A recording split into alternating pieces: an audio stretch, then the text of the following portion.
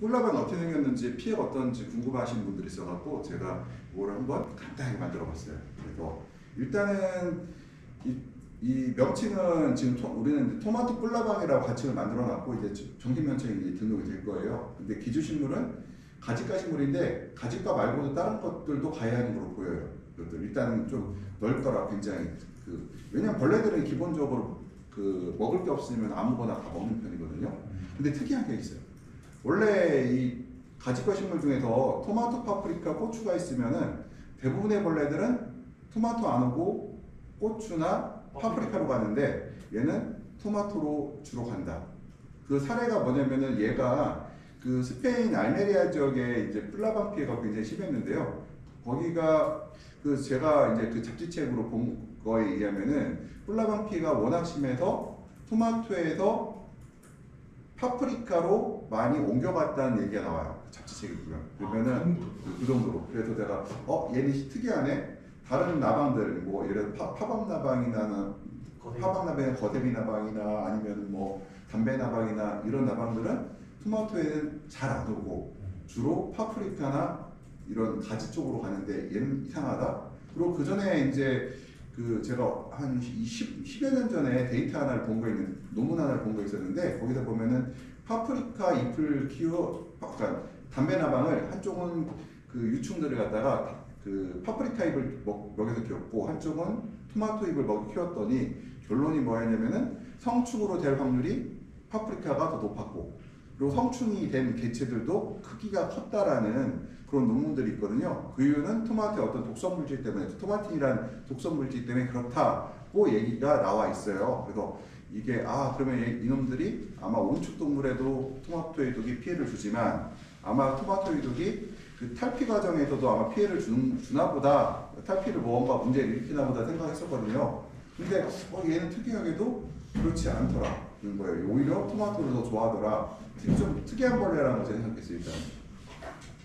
그래서 좀 특이하더라. 다른 벌레랑 좀 다 습성이 다르더라.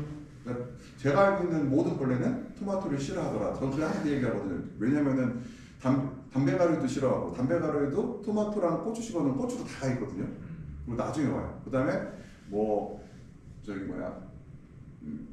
담배가루 그랬죠? 총채벌레도 고추나 상추에가 있지 나중에 토마토로 올 수 있어도 속에 나누거든요. 진딧물도 그렇고. 근데 얘는 이상하게 그렇다라는 거고요. 바로 최저 온도는 30도씩 굉장히 높은 편이에요. 1년에 뭐 8세대에서 12세대 발생할 수 있다. 그러니까 일단은 온도가 높으면 그럴 수 있다는 얘기고요. 1세대 발효 완료기간. 그러니까 아래서부터 새로운 세대를 만들 수 있는 시간이, 그러니까 내가 이제 성인이 돼서 새로 새끼를 깔 수 있는 그 시간이 24일 정도면은 새로 알을 낳게 할 수 있다. 부화를 시킬 수 있다는 거 이것들이에요. 그리고 이게 이제 얘의 원산지가 원래 살던 애 고향은 브라질이었죠. 남미 지역이었고요. 남미 지역은 한마음에서 브라질 같은 경우는 뜨거운 지역이잖아요. 덥고 습한 지역이고 이것들이 이스라엘과 스페인으로 갔다고 해요. 그러면서 주로 퍼진 지역이 이 지역이에요. 이렇게 해서 어디예요? 유럽의 지중해 연안지역. 그러니까 지중해 연안지역. 따뜻하고 건조한 지역이죠. 거기에 주로 대발생을 했다는 거 이것들은. 그래서 뭐 네덜란드에서 큰 피해를 줬다 이런 내용은 없고 주로 스페인, 이스라엘 얘기를 많이 해요. 그 얘기를 하는 거 보면은 뭐 다른 나라들도 있을 텐데 주로 이스라엘하고 스페인 얘기하는 거 거리 멀잖아요. 네. 주로 얘기하는 거 보면은 아마 이 나라들도 피해가 있을 건데 아마도 좀 뭐라고 하나 좀 보고가 좀 아무래도 이쪽이 좀 개발도상국들이잖아요. 그러다 보니까 아마 보고가 좀 늦지 않나 싶고요. 주로 이 지역하고 이 지역에서 보고가 많이 들었어요. 이탈리아까지. 그렇지. 여기서 이제 중국으로 와 있고 우리도 언제 올지 몰랐으나 들어왔다는 거죠. 근데 이제 농민들께서는 얘기 들어보면은 검역이 실패한 거 아니냐 그러는데 사실은 검역이라는 거는 지연시키는 거지 그러니까 영원히 막을 수는 없어요. 지연이에요. 지연. 어떻게 지연이느냐? 남들이 다 병이 걸리고 병에 대해서 벌레에 대해서 특성 파악이 다 끝났다. 그러면 우리가 어때요? 무기가 되게 많죠. 네. 우리가 그거 하고 우리가 내부적으로 외부에 대한 병해충에 대한 준비를 할 시간을 벌어놓는 거지 이거를 영원토록 막을 수는 없다는 거예요. 왜냐면 그러려면 국경을 닫고 폐쇄시키고 살아야 되는데 그래서 통과됐잖아요. 코로나 같은 경우에는 그런 경우 그렇게 해야 되는데 이제 그렇게 하지 못하고 우리는 이제 무역 국가니까 어차피 그 항만으로 뭐 식물체가 왔다 갔다 할 수밖에 없는 조건이기 때문에 그렇게 할 수 없고 그래서 일단은 우리가 그래도 아시아 쪽에서는 제일 늦게 발전한 편이에요. 중국 뭐 다 왔었고 우리나라는 제일 마지막으로 왔다 준비해요. 그래서 콩, 가지, 뭐 콩과도 온다고 하잖아요. 뭐 다양한 식물에 갈 수 있고 주로 가지과인데 콩도 간대요. 콩과장도 특히 토마토의 피해가 매우 크다. 그 다음에 또 나방들 피해가 보게 되면은 이제 종류에 따라서 어떤 것은 과일은 건들지 않는 것들도 있고 어떤 주로 과일만 건드는 것들도 있는데 얘는 생장점과 어린잎, 꽃 모두 다 공격한다. 그 다음에 섭씨 피해는 모든 영에서 1령, 2령, 3령, 4령이 있죠. 네. 벌레들은 이게 한번 계속 크는 게 아니라 1령에서 딱 멈추고 껍데기 까고 다시 또 큰 다음에 또 2령에서 껍데기 까고 그러거든요. 그래서 근데 이게 특이한 게 뭐냐면은 그 령이 바뀔 때 잠깐 쉬는데 얘들은 쉬지 않고 계속 먹더라. 그 다음에 입에서 유충은 입조지를 먹고 굴을 파면 괴사한다. 뭐냐면은 벌레들이 이렇게 다른 나방들은 이렇게 해서 구멍을 이렇게 뚫거든요. 이렇게 이파리 이렇게 뚫어서 벌레가 이렇게 나오죠. 아, 네. 얘는 그게 아니라 이게 잎이에요. 잎 속에 안에 들어가서 이 소죽을 이렇게 파고 들어가요.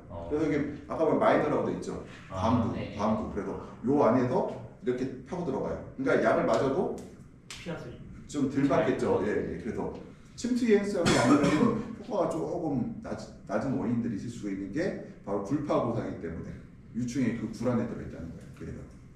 그래서 뭐 토마토에서 관리하지 않으면 손실이 100% 발생할 수 있다. 이건 스페인 얘기가 될 수 있고 이렇게 묻어내 보면은 그다음에 남아프리카 원산지인데 유럽, 북미, 중동 지역 지금은 중국, 한국까지 들어온 거죠. 이제 작은 나무인공 해충이며 성축은 5에서 7mm.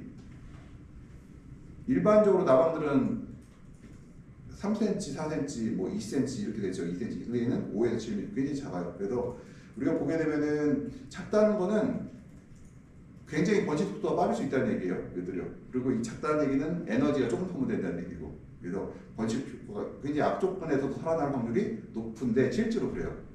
악조건에 살아남더라. 그래서 보면은 5에서 7mm면은 제가 이제 이 벌레를 처음 봤을 때 느낌이 뭐였냐면은 집에서 쌀을 오래 두게 되면은 그 조명나방이 나오거든요. 아, 네. 예, 그 크기가 얘보다 약간 작아요.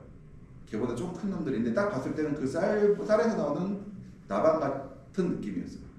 그리고 그 다음에 라이프 사이클은 평균 말씀드린 24에서 28일 정도고 겨울에는 60일 이상. 뭐냐면 추우면 오래 살죠. 생물학적 체조 활동량은 사두다. 좀 다른 나방에 비해서 굉장히 낮은 편이죠. 굉장히 낮은 온도에서도 활동이 가능하다는 거예요. 암키어튼 금유 300개 알을 엄청 많이 났죠. 그러니까 온도만 맞으면 10번도 12번도 거의 300개나 난다는 거. 0.35mm인데 이 정도 크기면은 담배가루이보다 조금 큰 편이에요. 담배가루의 알보다 약간 큰 편이다 생각하시면 돼요. 굉장히 작은 편이죠. 작다는 얘기는 많이 난다는 얘기죠. 이렇게요. 그 다음에 흰산한 번데기는 옅은 노란색이고 녹색이면 그게 0.5입니다. 그 다음에 형숭한 번데기는 어두운 녹색이며 사령의 단계가 아까 4번에 그 탈피한다고 했잖아요. 유충은 먹이가 있으면 휴먼계에 들어가지 않는다. 계속해서 먹을 게 있으면은 휴면하지 않고 계속해서 파고도 먹어 치운다는 거예요. 굉장히 많이 먹는다. 번데기는 재밌어요. 토양, 잎 표면, 그 아까 말했던 잎 사이의 굴, 그 잎 사이 들어가 잎 사이 여기 있죠? 여기서도 번데기를 할 수가 있고 포장재 아니면 이런 데 있죠. 이런 데, 이런 박스 뒤에 뭐 이런 데, 뭐 창고 뒤편 다 번데기를 만들 수 있다. 그다음 코코이라는 건 이제 껍데기 있잖아요. 그 거미줄도 만들어내고 번데기가 토양이 있지 않으면 코코도 만들어내고 있고요. 이거는 거미줄 가서 만들어내고 있고 겨울을 알 번데기 성충을 모두 지낼 수가 있다. 그다음에 오픈 필드라고 하는 이제 열린 그러니까 우리가 말하는 이제 노지에서도 해발 1000m 이상에서 발견된대요. 이게 보면은 우리가 그 시감자 만들 때 주로 대관령에서 만드는 이유가 뭐냐면요. 거기 진딧물이 없어서 그렇거든요. 그러니까 무독 감자를 만들고요. 시감자를 만들고요. 그런데 해발 1000 거기가 대관령이 800, 900부지예요. 근데 1000m에서 한다는 얘기는 얘가 진딧물보다 더 높은 고도에서 더 저온에서 잘 번질 수가 있다는 얘기. 그리고 높은 고도에서 저온에서 월동을 잘 할 수 있다는 얘기예요. 굉장히 그러니까 생명력이 하마리에서 굉장히 강하다 이렇게 얘기할 수가 있어요. 라이프 사이클 보면은 이제 아래서 유충으로 갔다가 그 다음에 번데기로 갔다가 성충으로 가는데 이 번데기가 말씀드렸듯이 어디서든 발생한다. 그러니까 잎, 땅, 굴, 뭐 온실의 구조물 뭐 다 생길 수가 있다는 거예요.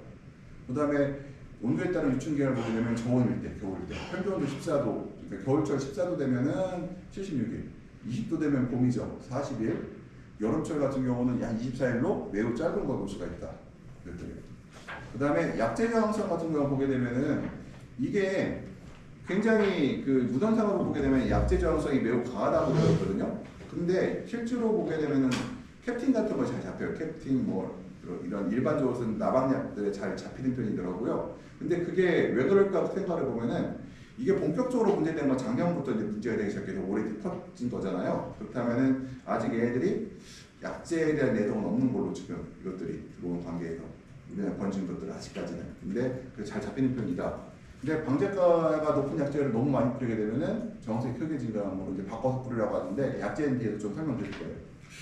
보통 우리가 트랩이라고 있는데요. 예찰 트랩이 이건 방제 트랩이 아니라 예찰 트랩을 사용하게 되면은 트랩당 이제 뭐 하나에서 4마리 있으면은 뭐 살포하고 트랩 하나에서 한 5에서 49마리 있으면 뭐 여러 번 설치하고 50마리 이상이면 심각하니까 여러 계속 살포라고 얘기하는 건데 보게 되면은 저희가 이제 유충 같은 경우는 눈에 이제 예를 들어서 뭐 피해업이 발생을 했다 그러면 피해업 제거하고 주변 유충 피해 조사하고 경계 조사하는데요. 트랩을 보게 되면 하나에 이따 보여드릴 트랩도요. 작용 기작은 엑설트, 델리게이트 뭐 이게 작용이 되게 있어요. 제일 잘 듣는 건 13번 기작이 제일 잘 듣는 편이고요. 이건 또 카톡 올려드릴 거예요. 그대로. 이렇게 신경 쓰시고 이 4가지 약재 잘 듣는 약들이니까 쓰시고 잘 듣지 않는 약도 좀 쓰셔야 된다는 거고요. 그 다음에 이렇게 돼 있어요. 사이즈가 크게 나왔는데 이렇게 나왔다. 저는 이 상태를 많이 보고 있어요. 6에서 7mm, 더듬이가 길고 검은색과 흰색마다 연속주로 이어지며 은색이 도는 흰색 비닐가 꼭 쌀에 생기는 조명나방 같이 생겼죠? 네. 예, 조명나같이. 아직 온실에 보이진 않는 것 같아요. 예? 아직 온실에 보이진 않아요. 근데 군산 뭐 익산 있으니까 군산에 있으니까 뭐 여기 있지 않을까? 여기 보시면은 요 유충이에요. 이렇게. 그리고 어디서 발견하셨나요? 이거요? 이건 제가 이거 찾을 때만 해도 해외에서 걸 찾아왔는데 뒤쪽은 국내 게 나와요. 이걸 처음 만들 때만 해도 해외 걸 샀어요. 보게 되면은 유충이 이렇게 돌아다니잖아요. 요한테 보이죠? 네. 이게 뭐예요? 얘는 밖으로 나오는데 이 안에 있어요. 이 안에 들어가 있잖아요. 뭐요? 잎과 잎 사이 조직에서 죽파먹고 있다 이렇게.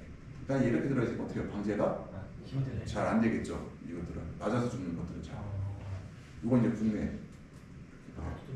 이렇게 있죠.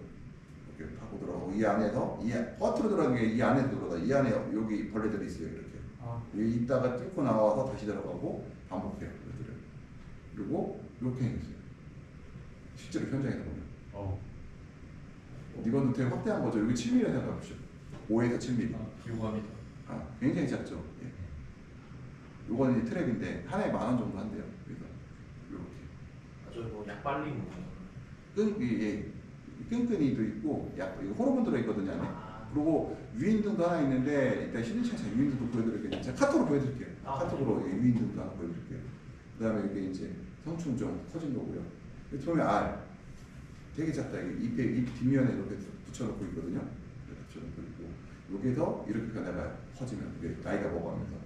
그 다음에 보면은 번데기 코코넛 만들죠. 뭐라 그러죠? 그 거미줄 만들어 갖고 있고 또 재밌는 게 제가 이걸 봤어요. 이게 나이가 이제 먹어가면 애들이 이제 거미줄 만들어 놓은 거 보이는 것들인데 제가 이걸 보고 느낀 게 뭐냐면은 얼마 전에 연락이 왔는데 그 토마토를 키우고 있는데 거미줄이 생겼다는 거예요. 그래서 제가 그럴 리가 있나? 차먼지 응애가 있으면 올 수가 있는데 응애가 있으면 근데 그런 차먼지 응애 종류가 토마토에 거미줄 치는 경우는 제가 2-3번 봤는데 그게 뭐냐면은 옛날에 딸기 후작으로 토마토를 심으신 분이 있어요. 그러면은 그런 경우에는 딸기에 있던 응애가 토마토로 넘어가면서 발생할 수는 있거든요. 근데 피해가 크진 않아요. 그냥 잘 잡히고 그 토마토에 직접적으로 큰 피해를 주지도 않고 해서 그랬었는데 그때 그 차먼증애가 있냐 했더니 자기는 뭐 딸기나라든가 오이를 뭐 이런 거 키운 적은 없다는 거예요. 그래서 그럼 그럴 리가 없는데 했더니 지금 보니까 이거 아니었나 싶어요. 예. 아마 그리고 대부분의 경우가 농민들이 어떤 분은 피해가 굉장히 심할 때까지 이분이 방치했었거든요. 지금 피해가 심해졌는데 요분은 저건 줄 알고 이꼴팔인 줄 알고 방치했다가 한 그 사람 3,000평 했는데 수확할 때 보니까 컨테이너로 한 지금도 수확하고 있죠. 5개에서 뭐 10개까지 나오더래요. 이게 버리는 게 컨테이너로. 그러면은 박스로 치면은 뭐 10개에서 16박스 정도가 이제 버려지는 거죠. 10kg짜리로 5kg짜리가 아니라. 그러면 돈으로 치면은 한 20에서 한 40만 원 정도 한 번 달 때마다 지금 일주일에 3번 따니까 그러면은 일주일에 60에서 한 120만 원 정도 얘 때문에 날아가는 거죠 그냥. 그리고 이것뿐만 있을 게 아니라 아무튼 이게 방치되니까 피해가 좀 크더라고요. 근데 초기에 그 아까 말했던 그 약재 뿌리면 아까 제가 보여드렸죠. 그 약재 뿌리면은 방제는 비교적 잘 되는 편이고 이분은 유인등도 설치했는데 유인등이 어떻게 되냐면 호르몬이 들어가 있는 유인등이에요. 그래서 빛을 보고 오기도 하고 냄새 맡고도 오는데 주로 그 페로몬은 성충 페로몬이라고 하더라고요. 성충을 잡으면은 유충, 암컷들이 알을 못 가니까 알을 이제 놔도 소용 없으니까 왜냐면 그 성충이 피해를 주지는 않거든요. 유충이 피해를 주지. 이 갉아먹는 건 다 유충이 갉아먹지. 성충을 왜 잡아야 되냐? 암컷이 부화가 알이 나도 부화가 안 되잖아요. 그래서 성충을 유인하는 트랩을 설치해갖고 이제 유인등을 하는데 굉장히 많이 잡히더라고요. 약간 이꿀파리보다 굴 파는 그 면적이 좀 크게 파는 거. 좀 크게 파는데 근데 그렇지 않아요. 옛날 굴파리 피 시방 같은 경우는 또 구분이 아니요 뭐 보면 알아요. 아는데 많이 본 사람들은 아는데 굴파리 보기 요즘에 그렇게 많이 보지 못해서 근데 굴파리 굉장히 심한 집은 똑같아요. 지금 요건 이것도 국내에서 이렇게 다 이 정도 되면 피해가 아주 이제 심각하게 들어갔죠. 여기서 제가 보고 그다음에 요새 횡성에서 이제 습도 관련해서 이제 좀 아마 요즘 시기랑 관련된 거라 제가 보여드리려고 하는데 요거 피해 보게 되면은 요게 전문입병 피해예요. 전문입병이 요게 주로 장마철에 주로 그러니까 이게 언제 생기냐면은 육묘장에서 따라오는 경우가 있어요. 왜 육묘장에 특히 전문묘에서 왜 그래요? 밀폐 좁은 공간에 묘를 키웠고 습하게 관리하잖아요. 육묘장에서 오는 전문입병 같은 경우는 사실은 별 신경 안 써요.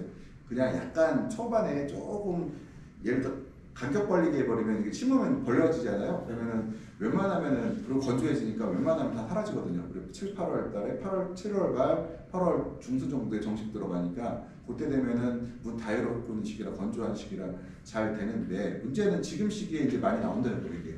이게 보면은 지금 습도도 높고요. 결정차를 먹였던 게 이제 5, 6월 달에 강원도 지역이 저온이었거든요. 그리고 주간 온도는 높아요. 그러니까 아침에 온도가 높은 상태에서 오후 저녁 때는 굉장히 낮은 상태가 유지되고 온도 편차가 커지면서 물방울을 맺혔던 거죠. 이렇게 전문병비가 굉장히 심한 걸 볼 수가 있어요. 이렇게. 그러니까 일교차한 거죠. 한마디로. 그다음에 또 하나 보게 되면은 여기 일액이 나오고 있어요. 이분들이 이제 낮에 온도가 높으니까 물을 많이 준단 말이에요. 근데 밤에 온도가 낮아요. 그러니까 빨리 떨어지고. 이 사람들은 기본적으로 커튼이 없어요. 그래서 제가 이분들한테 올해 이제 제가 제안한 게 이제 제안 몇 분들을 한 게 차라리 차열망을 아예 심을 때 설치해버려라. 또는 안 되면 차광망이라도 설치해라. 그러면은 차열망과 차광망을 설치하게 되면은 밤에는 온도가 1, 2도 올라가고 낮에는 1, 2도 최소한 1, 2도 떨어질 거 아니에요. 몇 도 떨어질 거 아니에요. 그러면 편차가 줄어들고 결로도 덜 생기고 일액도 덜 나오겠죠. 그러니까 그래서 기본적으로 그분들은 보니까 그 강원도 횡성 철원만 해도 조금 커튼이 다 있는데 횡성 쪽은 철원이 없고 그냥 커튼이 없고 그냥 하나의 망으로 이루어져 있는 온실로 농사를 짓거든요. 하나의 그냥 피복제에 토마토를 심으니 5월달 같은 경우에 복사 냉각 효과가 굉장히 높아서 복사 냉각 효과가 커버제르면 이렇게 일액이 나올 거거든요. 보면은 여기 이렇게 보면 여기들 다 보이죠? 여기들 이거 다 일액 나와서 나온다는 거죠. 이렇게 일액들 이렇게 나오면 이제 여기 보면 역병도 생기고 여기 역병 흔적도 보여요. 이렇게요. 일액이 나와서 물방울 맺히니까 오전에 서늘한데 딱 역병들이 침투하기 좋은 조건이 되겠죠. 이렇게요. 근데 역병 번지지는 않죠. 더 이상. 왜냐하면 온도가 지나치게 낮에 높아버리니까 번지지 않는데 뭐 이런 거 보고서 이제 자꾸 농약 피해 무슨 피해다, 뭐 양분 결핍이다 이렇게 하세요. 여기다가 이제 농약방 가면은 농약 거기서 뭐 칼슘제, 뭐 붕소 무슨제, 무슨 킬레이트제 이런 거 뿌리라고 하면은 아니 이래 나와서 생긴 건데 뿌리면은 물방울 더 맺히잖아요. 그러면은 그 물방울 맺히는 시간이 지속되니까 피해가 더 커지죠. 근데 자꾸 그런 근거 없는 얘기를 자꾸 하셔갖고 근데 농민들은 믿으시더라고요. 그리고 또 하나 얘기가 자꾸 마이신 계통에 무슨 약제를 뿌려드렸다는 거예요. 그 시기에 그 동네 분들이 올해 약제를 뭐 특이한 거 하나 뿌렸나 봐요. 근데 제가 봤을 때 그냥 마이신 계통 약제라 그 약해가 없어요. 효과도 없지만 약해도 없어요. 왜냐면은 마이신이라는 거는 항생제잖아요. 세균을 죽이는 놈이죠. 세균을 죽이는 약이잖아요.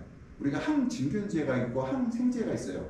항진균제는 우리가 더 진핵생물이라고 하죠. 우리가 유캐리오틱이라고 셀이라고 옛날에 배웠어요. 생물학 시간에. 뭐냐면은 핵이 있는 생물, 식물, 동물, 곤충 이것들을 우리가 곰팡이까지 다 진핵생물이라고 그러죠.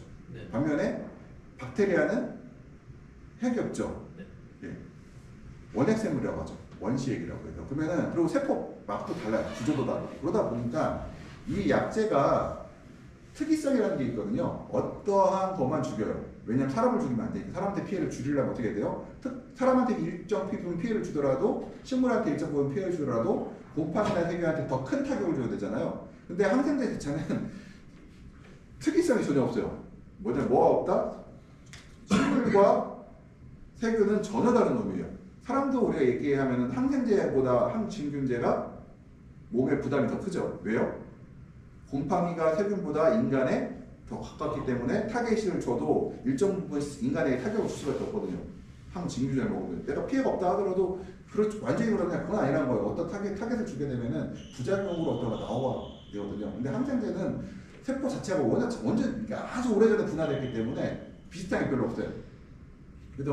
그런데 그 항생제를 뿌려서 뭐 그렇다고 이제 자꾸 하는 거예요. 그래서 제가 비껴서 보여줄게요. 재밌는 거죠. 이건 견문이병이에요. 이 견문이병하고 요 차이가 뭐냐면은 이 견문이병은 굉장히 제가 볼 때는 지저분한 병이다. 뭐냐면은 역병만큼 원래 걸리면 안 되는 병. 이게 이런 견문이병이라는 거는 잊을 수가 없는 거. 온실에서는 노지에서는 올 수 있다. 근데 온실에서 잊을 수가 없는 병인데 이걸 보게 되면은 온실에서 엄청나게 많은 결로가 생겼다는 거죠. 엄청난 결로가 생겼다는 거죠. 결로가 엄청 많이 생겼다는 거죠. 결로가. 그러면은 요거 볼게요.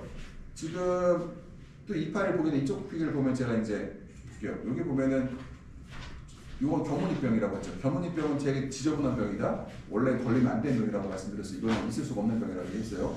그 다음에 이 끝을 볼게요. 이거 다 일액 나와서 이거 타는 증상들 이렇게 다 일액이 엄청 나왔다는 얘기지. 그 다음 이쪽 볼게요. 요걸 보고 사람들이 입이 말랐다 그러는데 제 눈에 요 증상으로 보면은 요 증상으로 보게 되면은 그냥 죽은 게 아니라 저거요. 역병 걸렸어요. 역병 후 잿빛이 붙은 거예요. 조직이 괴사하고 나서. 그러면은 제가 그랬죠. 역병과 견문이병은 제일 지저분한 병이라 원래는 걸리면 안 돼요. 온실에서는. 이 정도로 나왔다는 얘기는 온실에 물방울이 계속해서 오전 내내 붙어 있거나 밤새도록 붙어 있거나 굉장히 아니면 천장에서 물이 계속 떨어지거나 했던 상황이라는 거예요. 그러면 또 볼게요. 이거 전반적인 사례를 볼게요. 이 나무 사이즈 지금 아직 안 익었잖아요. 네. 이 사이즈에 비해서 과일 사이즈를 보게 되면은 과일이 엄청 커요. 생장점 약간 제가 말했던 제 전형적인 증상 뭐예요? 삼각형이죠. 이 삼각형이라는 얘기는 뭐냐? 일교차가 매우 심하다. 플러스 이 얘기는 곧 과업성 양분은 생장점으로 가지 못하고 무조건 아래로만 내려가고 그리고 초기에는 그리고 잎에서 양분 이동이 또 원활하지 않고 그러니까 이파리가 작아지고 온도가 낮으니까 이파리가 커지지 못하고 이쪽에서는 그러면은 광합성 양분이 또 제대로 이동도 못하고 그래서 잎이 두꺼워지고 뒤틀리고 그나마 합성한 양분은 다 아래쪽으로 보내서 과일은 빨리 비례가 되는데 위아래 편차가 매우 커지는 증상이 전형적 증상이거든요.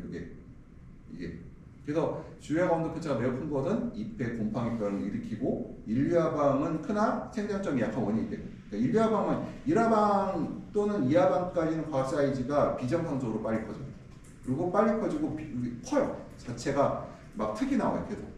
대신에 3, 4, 5하방에서는 과일을 딸 수가 없어요. 약해져. 이 상태에서는 과일 사이즈가 SS가 안 돼요. 80g 정도밖에 안 되는 과일들이 몇 개 달릴 거예요. 그러면은 그거는 팔 수가 없는, 물론 이제 과일이 진짜 없으면 팔리겠지만, 과일이 예를 들어 토마토 가격이 킬로그램당 2,500원이다. 3,000원 미만이다. 그러면은 아마 1,000원이나 1,500원 정도 받는 사이즈 과일 가격 받을 수 있는 과일이 아마 될지 아닐까. 겠죠.